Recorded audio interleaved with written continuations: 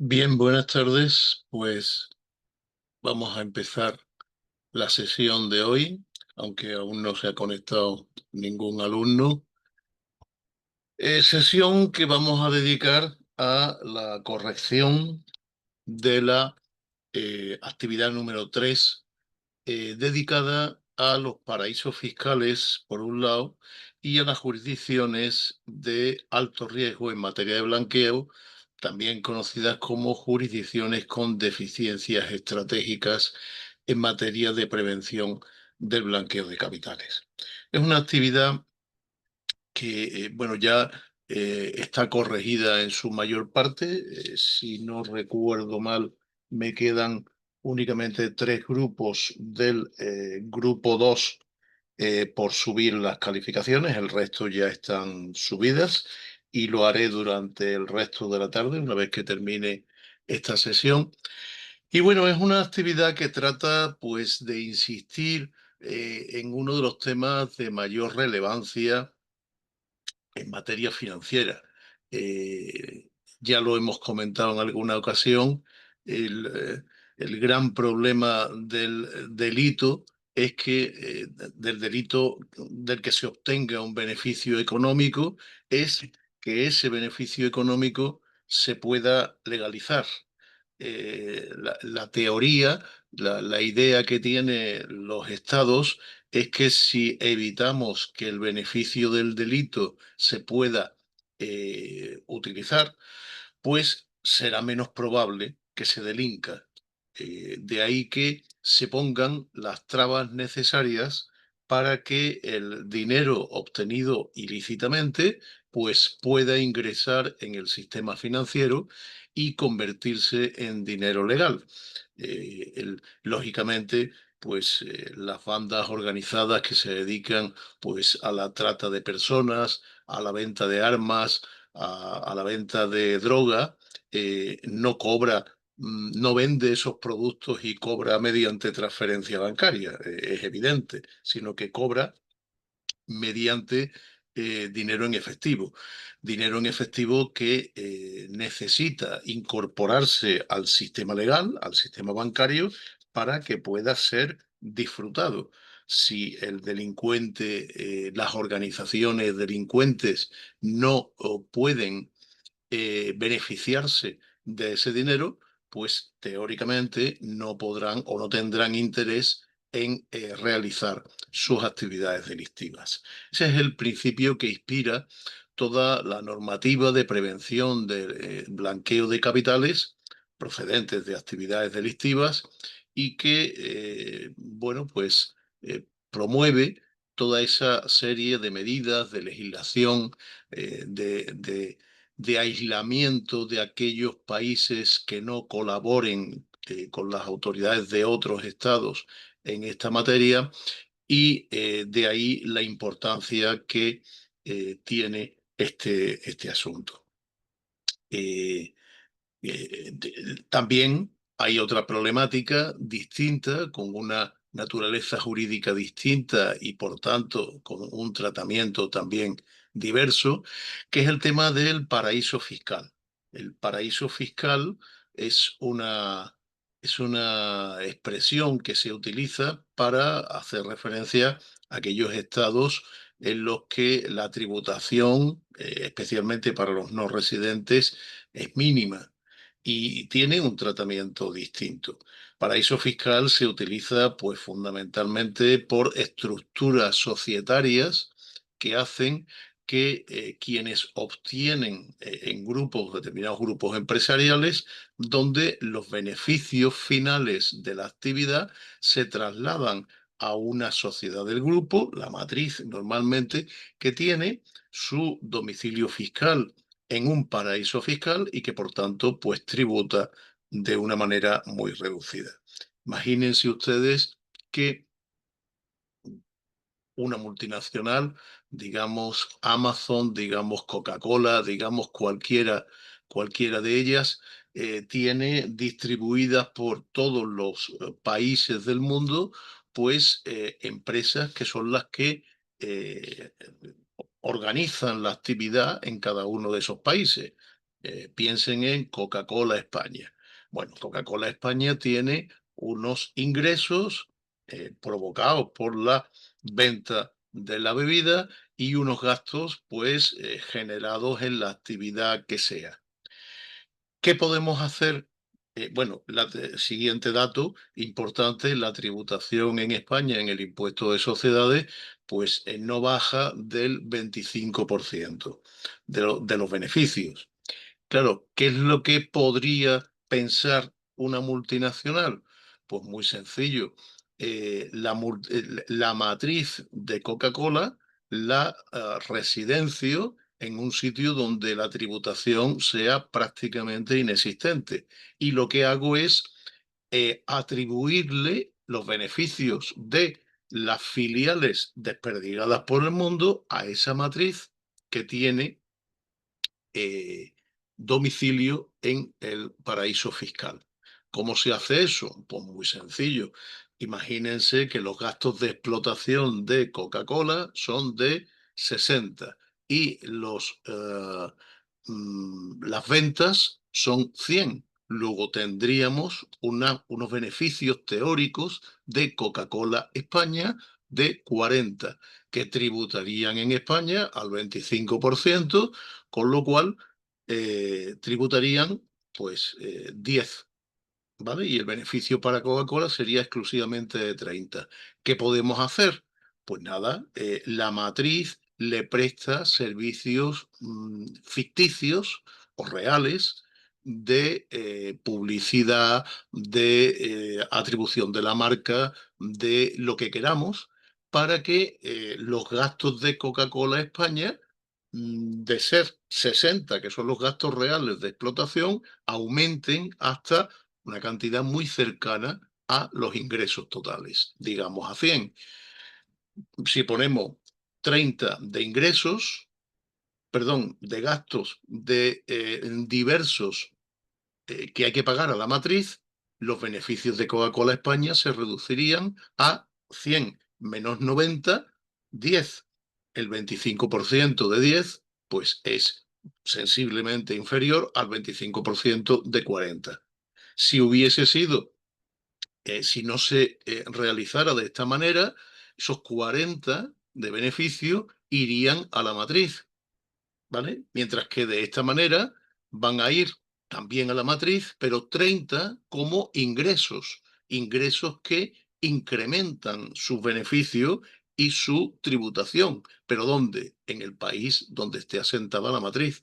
Si ponemos la matriz en un paraíso fiscal donde la tributación sea del 1, pues tendríamos que al final esos 30 de beneficio, en vez de tributar, perdón, esos 30 de mayores ingresos que tiene la matriz de parte de la filial, van a tributar al 1 o al 2%, mientras que si se hubiesen percibido como beneficio, pues ya se habrían llevado un bocado importante que se habría quedado el Estado español. Para luchar contra eso, pues hay distintas medidas. No es tan simple. Los distintos ordenamientos tributarios tienen determinadas figuras para evitar este tipo de actuaciones, pero en definitiva, lo que está claro es que si eliminamos el paraíso fiscal, porque le ponemos muchas trabas al paraíso, al Estado considerado como paraíso fiscal, pues tendremos pocas multinacionales que tengan la tentación de utilizar una estructura de este tipo.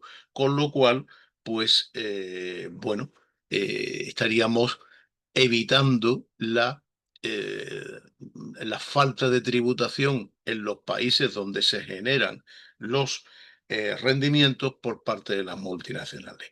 Este es un tema que no es de ahora, es un tema que lleva muchísimo tiempo dando vueltas. Lo que pasa es que hay, pues, como se pueden ustedes imaginar, muchos intereses económicos en la materia. Intereses además que están auspiciados por los distintos estados y donde además no podemos olvidar que los estados no están sometidos a un ordenamiento jurídico igual que los ciudadanos normales. Los estados son soberanos y dentro de sus límites, porque lógicamente tienen los límites de la presión que pueda recibir de otros estados, cada uno hace lo que quiere. Con lo cual, acabar con los paraísos fiscales, pues siempre es un problema. Lo que sí es cierto es que hay últimamente una tendencia a evitar que esto sea así, y una tendencia a que todos los estados exijan una tributación mínima a cualquier ciudadano o persona que resida allí, lo que evitaría este tipo de situaciones. En tal sentido, si no recuerdo mal, la OCDE llegó a un acuerdo el año pasado de tributación mínima del 15% de cualquier estado a cualquier actividad. Y eso, pues lógicamente, de alguna manera viene a condicionar y a eliminar la existencia de paraísos fiscales. Pero ya digo que esta es una medida que, aunque esté en ejecución, su ejecución plena pues será dificultosa y los paraísos fiscales seguirán existiendo. De ahí que sea importante pues definir qué son, definir sus diferencias frente a las jurisdicciones con deficiencias en materia de prevención del blanqueo de capitales, y de ahí la justificación de esta actividad que han realizado ustedes y que estamos corrigiendo. Por darle un repasito fundamental, breve, las distintas, a los distintos conceptos que manejamos, aunque he visto lo que llevo corregido, que es prácticamente el 70% más o menos de los trabajos, pues creo que lo han captado ustedes perfectamente.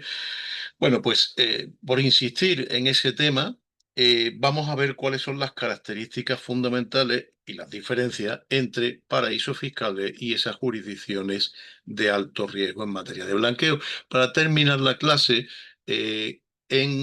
con un esquema que creo recordar que ya les colgué a ustedes y que está más o menos actualizado con los distintos listados y con los distintos eh, países, estados que conforman las distintas listas, las listas de paraísos fiscales y las listas de jurisdicciones con deficiencia en materia de prevención del blanqueo. Esta clase está prevista con 90 minutos de duración, si bien tengo que aclarar que se corregirá en el futuro porque arrastra la tradición de una actividad inicial que era una actividad que se hacía en grupo y se hacía, eh, precisamente por eso aparece esa referencia en el texto que ustedes tienen subido en la web. Se habla de actividad grupal. Bueno, esta actividad grupal era la única que se realizaba en este máster hace un par de ediciones, las otras eran individuales, y esta actividad grupal requería que se hiciera, se corrigiera con los grupos actuando online en el momento de la clase. Claro, si teníamos distintos grupos y teníamos que repasar el tema con los distintos grupos, pues era necesaria una duración que a todas luces es excesiva en la dinámica actual. La dinámica actual, ustedes han trabajado ya en grupo, ustedes han elaborado el producto final del trabajo en equipo, que es el trabajo que han subido. eh, y aunque, bueno, tienen la misma nota, evidentemente, todos los integrantes de cada equipo, pero cada uno ha subido su actividad y tiene su nota personalizada. Con lo cual, la corrección de esta actividad ya no requiere tanto tiempo, y de ahí que la clase pues no vaya a durar los 90 minutos previstos, porque ya digo que no tiene contenido, no hay contenido suficiente para ello, salvo que yo me dedique a repetir una y otra vez lo mismo, y creo que no es útil para nadie, ni para ustedes, ni para mí, ni por supuesto para la universidad que pretende aprovechar su tiempo al máximo. No, cuando digo su, me refiero al de ustedes, al suyo. No, no se trata de que ustedes escuchen cosas innecesarias o atiendan clases innecesarias simplemente por rellenar el hueco. Decía que cuáles son las condiciones para que se pueda considerar a un Estado como paraíso fiscal. Bueno, básicamente lo que se pretende o lo que caracteriza al paraíso fiscal es las condiciones tributarias muy reducidas, muy favorables para las personas que sean no residentes en esos estados, pero que ejerzan allí actividades económicas o que tengan residencia fiscal al objeto de poder tributar allí. No hace mucho escuchaba un podcast muy interesante sobre el tema de la tributación en paraísos fiscales, y no solo ya la tributación, sino incluso la la obtención de la nacionalidad de determinados estados que tienen esas características de baja o nula tributación. Y que, lógicamente, pues como yo comentaba con algún amigo que había escuchado también el podcast, evidentemente esa no es una cuestión para... para gente como nosotros, gente normal que bueno, que tiene su trabajo y que se gana la vida de una manera o de otra y con mayor o menor dificultad, sino que es para gente, lógicamente, con un nivel económico, con un nivel de ingreso muchísimo más alto, totalmente extraordinario, que se pueden plantear el cambiar de domicilio o el cambiar incluso de nacionalidad exclusivamente en función de la tributación que vayan a tener. Estos paraísos fiscales, ya digo, se caracterizan por la ausencia o muy carácter muy reducido de la tributación y acompañado de otro elemento fundamental que es la opacidad financiera. Es decir, el secreto bancario en estos países es algo pues esencial.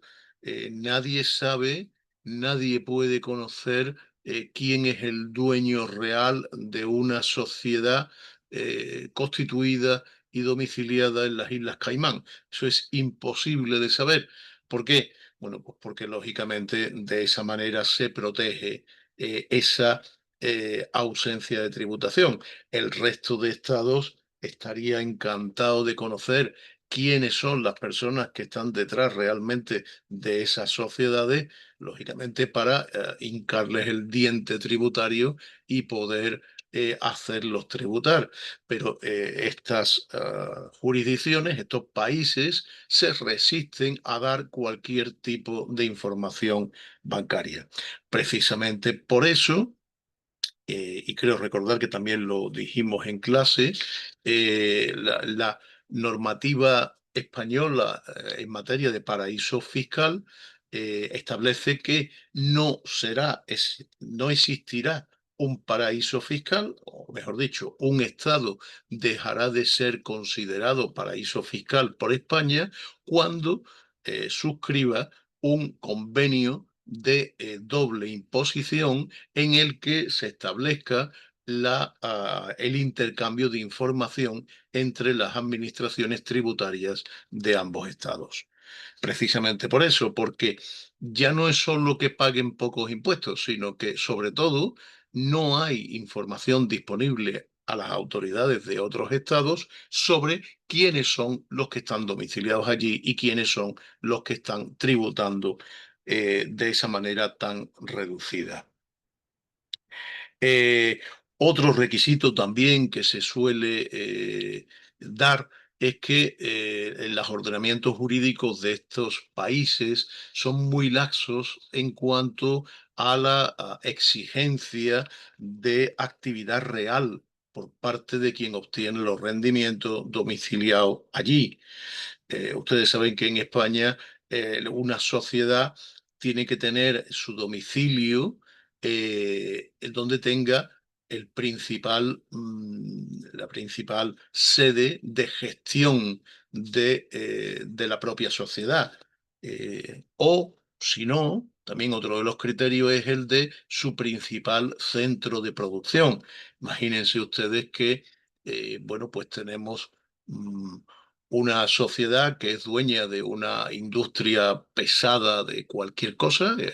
Eh, Piensen en una fábrica de algo, pero que tiene el domicilio fiscal pues en otra ciudad distinta, en otra comunidad autónoma distinta, donde la tributación sea menor.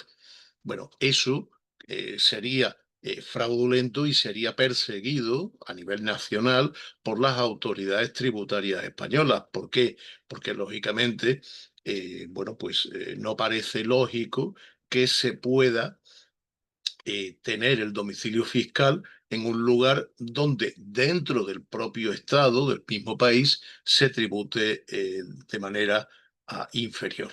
De hecho, las comunidades autónomas que tienen la gestión directa de sus tributos, tienen concierto o convenio, que son Navarra y la Comunidad Autónoma Vasca, tienen tipos impositivos en sus sociedades y en su renta similares a los que tiene la Administración Tributaria Española en el resto del país. Hubo un tiempo, yo recuerdo hace pues como 20, 25 años, en los que la cancelación de una hipoteca pagaba un impuesto que se llama de actos jurídicos documentados y que en aquel momento estaba fijado en el 0,5% del préstamo garantizado con la hipoteca, pero en Navarra, en la comunidad autónoma de Navarra, se tributaba al 0,1%.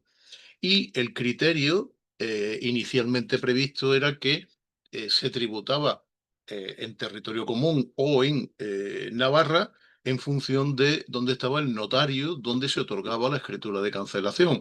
Conclusión, pues había muchísimas escrituras de cancelación de hipoteca que se firmaban en Navarra, aunque el inmueble estuviese en Sevilla, el empresario fuese sevillano, todo estuviese en otra comunidad distinta. ¿Por qué? Porque aunque hubiese que llevar a un apoderado del banco a Navarra a firmar y invitarlo una semana a estar allí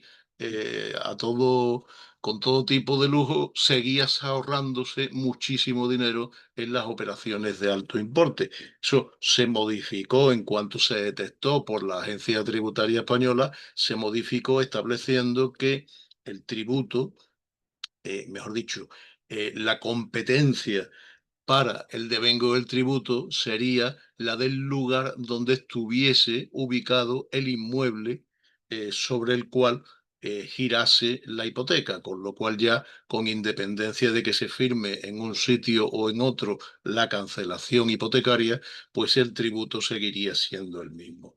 Eso determina, quiero insistir en que eso es una manifestación a nivel estatal dentro del mismo estado que se puede corregir. Se puede corregir porque, bueno, hay normas de coordinación de los tributos entre las distintas comunidades autónomas, precisamente para evitar este tipo de problemas. Recuerden ustedes que cuando veíamos el tema la sesión pasada sobre tributación y hablábamos de los principios que inspiran el sistema tributario, uno de ellos era el de igualdad.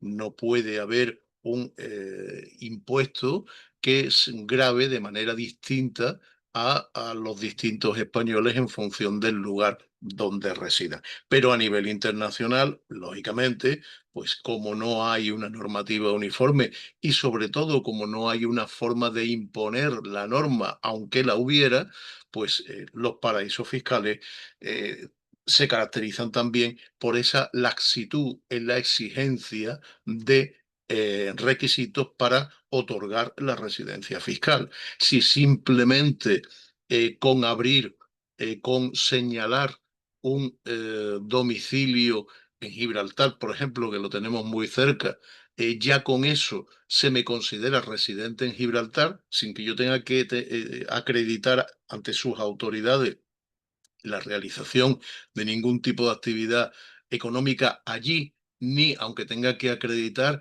mi residencia efectiva allí durante un periodo de tiempo determinado, pues evidentemente eso es un indicio de que estamos ante un paraíso fiscal. Bueno, otro de los requisitos o de de las características que suelen darse en los paraísos fiscales es la existencia de regímenes especiales para los no residentes. Posiblemente el señor que vive en las Islas Vanuatu pues tenga que tributar de una manera muy distinta a cómo tributa el extranjero no residente, que lo que busca es la nula tributación. Frente a eso, las jurisdicciones de alto riesgo o no cooperadoras en materia de prevención del blanqueo, pues tienen otras características distintas. Aquí en realidad de lo que se trata es de que no son países que tienen normativas eficaces de prevención del blanqueo de capitales. O no tienen autoridades que ejecuten esas normas de manera eficaz para reprimir el blanqueo de capitales. Piensen ustedes que en el listado de jurisdicciones de alto riesgo en materia de blanqueo, pues están países, estados como Irán o como puede ser Myanmar. Myanmar es la antigua Birmania donde la inestabilidad política y económica hace que no haya el más mínimo control sobre las actividades de prevención del blanqueo. No existe en estas jurisdicciones tampoco autoridades de supervisión. No existe un banco central del Estado, un banco de España, un banco de Francia, un banco central europeo que controle realmente estas normativas y sobre todo que no cooperan con otras jurisdicciones internacionales para la detección de las actividades delictivas. Son además países, o entre ellos, mejor dicho, se cuentan también países sobre los que existe algún tipo de sanción por parte de la Organización de Naciones Unidas, por parte de la Unión Europea, a la hora de, bueno, pues no, por fomentar el terrorismo o por permitir la delincuencia. Fíjense que además la delincuencia de donde suele provenir este tipo de ingresos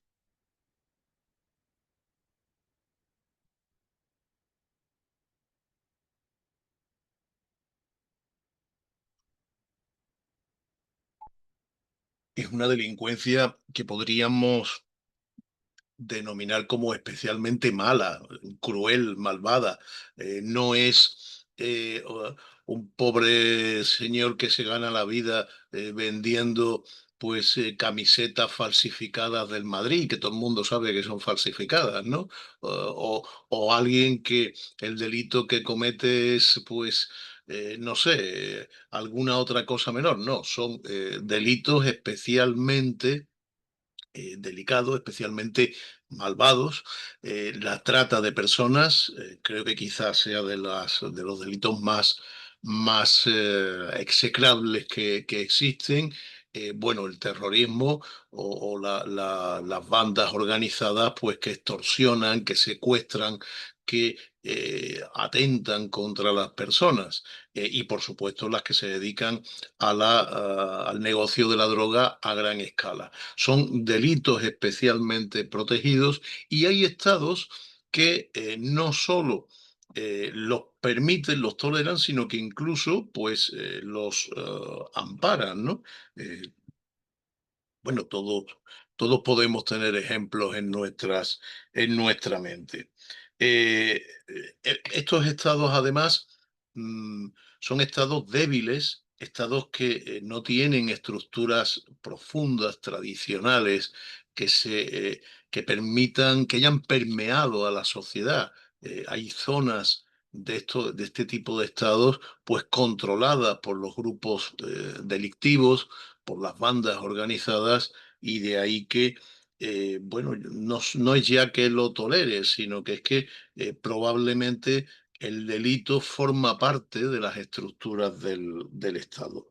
Y otra de las características que se da muy a menudo es que hay unas economías que no están bancarizadas. La falta de estructura de imbricación del Estado en la población civil también se extiende a la falta de bancarización. Mucha gente vive sin tener en cuenta pues sus no tiene, no tiene una cuenta corriente donde ingresar su dinero, donde pagar sus recibos. Bueno, hay muchos países en ese sentido. Esas son las principales diferencias entre este tipo de jurisdicciones, y las consecuencias también son distintas. Los paraísos fiscales, bueno, no voy a decir que sean vistos de manera tolerable por parte de los estados, pero sí es cierto que los estados son más indulgentes con ellos. De lo que se trata es de convencerles de lo bueno que es que colaboren con el resto de estados.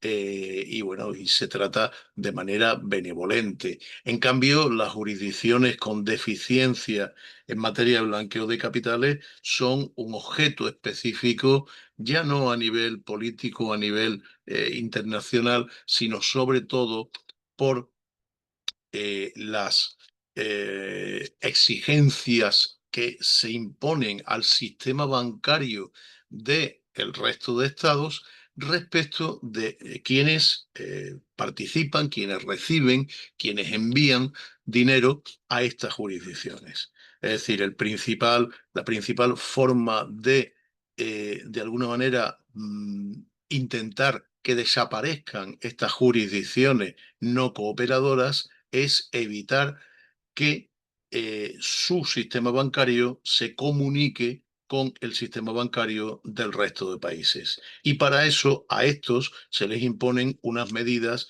pues especiales de diligencia debida, como también vimos en su día cuando exponíamos el tema, pues especialmente intensas, y que hacen que comerciar con uno de estos países o con el sistema bancario de uno de estos países sea realmente muy difícil para los particulares que viven en el mundo, en el resto del mundo, ¿no? Abrirse una cuenta en España y decir que vas a recibir transferencias de Afganistán, eso yo creo que es imposible. La verdad es que no he hecho nunca la prueba.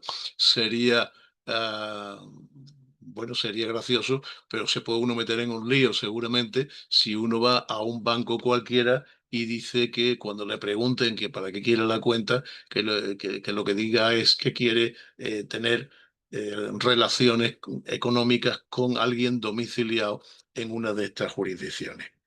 Em, Quizá el otro punto que debemos acometer, ya decía, era el de cuáles son estas jurisdicciones. Y ya compartíamos en clase y ya os colgué también en los foros este listado que obtuve. Bueno, estaba en internet, lo encontré de las muchas cosas que se encuentran por ahí, y esto está más o menos actualizado, y tenemos pues cuáles son los paraísos fiscales, que son estos, los que España llama jurisdicciones no cooperativas. Aquí tienen la lista de la UE, también de la Unión Europea, los no cooperadores a efectos fiscales, y luego los países de alto riesgo con deficiencias estratégicas. Hay muchos países que coinciden, que están en una o varias listas, ¿no? Vean ustedes cómo los paraísos fiscales se han ido reduciendo. Tenemos Anguila, tenemos Bahrein, tenemos Barbados, tenemos las Bermudas, tenemos Dominica, Fiji, Gibraltar, Guam o Guernsey, y tenemos, bueno, pues un montón de islas, ¿no? La isla de Man, las islas Caimán, las Marianas, las Marshall, las Turks and Caicos. Estos deben ser todo islas, eh, permítanme mi ignorancia en cuanto a geografía, pero deben ser todo islas de estas que se ven en las películas maravillosas, con unas playas interminables de arena dorada y de mares muy, muy azules, ¿no? Y encima, pues a nadie le preguntan de dónde viene el dinero, le cobran pocos impuestos y no se lo dicen a nadie. O sea que la verdad es que el término de paraíso pues está bastante bien puesto, ¿no? Esto ya digo, ya son los paraísos fiscales, las Seychelles, Trinidad y Tobago o Vanuatu. Son todo ese tipo de países. En cambio, los que tienen deficiencias estratégicas y por tanto los que tienen alto riesgo de no evitar la prevención del blanqueo de capitales, pues tenemos aquí Afganistán, tenemos Barbados también, no sé por qué, tenemos Burkina Faso, que es un país africano que yo creo que vive en una permanente guerra civil entre distintas facciones y tal. Me suena, ¿eh? No soy experto en, ya le digo, ni en geografía ni en política internacional y no estoy seguro, pero son países con estructuras muy débiles, ¿no? Camerún, la República Democrática del Congo. Bueno, Corea del Norte es un país completamente cerrado que no solo no reprime mm, el blanqueo de capitales, sino que posiblemente pues fomente y financie actividades terroristas, ¿no? Tienen ustedes por aquí también los Emiratos Árabes Unidos, tienen las Filipinas. Esto me sorprende, que Filipinas aparezca como un país con deficiencia estratégica. Este es un país consolidado, un estado que más o menos yo pensaba que era más fuerte, ¿no? Tienen aquí, además, en rojo, Irán, otro de los estados muy permisivos con el terrorismo o incluso impulsores del mismo, y tienen por aquí también, bueno, pues a Jamaica, Kenia, Mali, eh, Mónaco. Mónaco me sorprende enormemente, porque Mónaco yo pensaba incluso que era parte de la Unión Europea. Mónaco, saben ustedes que es ese estado pequeñito que prácticamente está delimitado por el circuito de las carreras y bueno, donde hay muy poca gente viviendo, pero todos son ricos, muy ricos, ¿no? No pensaba yo que fuese un país con deficiencia estratégica, pero bueno, también es explicable, ¿no? Para mantener ese nivel de vida, pues posiblemente sea necesario ser muy laxo en esta materia. Myanmar, que es la antigua Birmania, ya les decía que es otro de los que están en la lista negra de la prevención del blanqueo. Namibia, son países, ya digo, casi sin estructura. Nigeria, eh, Panamá también me sorprende que no sea, que tenga deficiencias en materia de prevención del blanqueo, pero bueno, esto yo creo que lo equipararía yo más a su consideración de paraíso fiscal. Y luego países, pues lo mismo, Senegal, Sudáfrica, Sudán del Sur, Siria, Tanzania, Trinidad, Tobago, Uganda, Vanuatu, Venezuela, Vietnam o Yemen. Son, ya digo, jurisdicciones en las que no se hace lo necesario para evitar el blanqueo de capitales a través del sistema bancario. Y de ahí que se incluyan en esta lista que gestiona fundamentalmente el GAFI, el Grupo de Acción Financiera, realizado a nivel internacional y que establece, bueno, pues los distintos criterios que se han de seguir para determinar pues las medidas de eficacia, de las medidas de reforzadas de diligencia debida que deben aplicarse por las entidades financieras europeas y españolas. Bueno, yo creo que con esto hemos visto pues toda la problemática de esta actividad, la diferenciación de un tipo de países y de otros, de esos dos tipos de jurisdicciones. Hemos visto el listado y con esto yo creo que, salvo que hubiese alguna pregunta, que entiendo que es imposible porque no hay nadie presente, bueno, pues con esto, ya digo, daríamos por terminada la sesión de hoy. Nos queda la semana que viene, que tendremos una sesión también, pues más o menos reducida, es una clase de repaso, y en ella, bueno, pues veremos un poco la actividad, las distintas, bueno, los temas que hayan sido pues más relevantes o de más interés de cara al examen que tienen ustedes pues a continuación. Y con eso, bueno, pues habremos terminado el curso, que es bastante más corto de lo que pensamos. Después de todo son 14 o 15 semanas y bueno, es muy breve para la cantidad de materia que se podría incluir aquí. Que ustedes tienen la documentación que tienen colgada en la web, que lógicamente no es preciso eh, recordar ni memorizar toda la abundantísima normativa sobre el tema, pero que sí digo, como ya lo he dicho en alguna otra ocasión, y les permite a ustedes tener unos conocimientos mínimos que le permitan a su vez saber dónde buscar en caso de que les surja un tema relacionado con alguno de los temas que hemos tratado en este máster. Bueno, por mi parte nada más. Les deseo una feliz semana y sobre todo un mejor fin de semana, y la semana que viene pues nos veremos de nuevo para terminar el curso. Buenas tardes.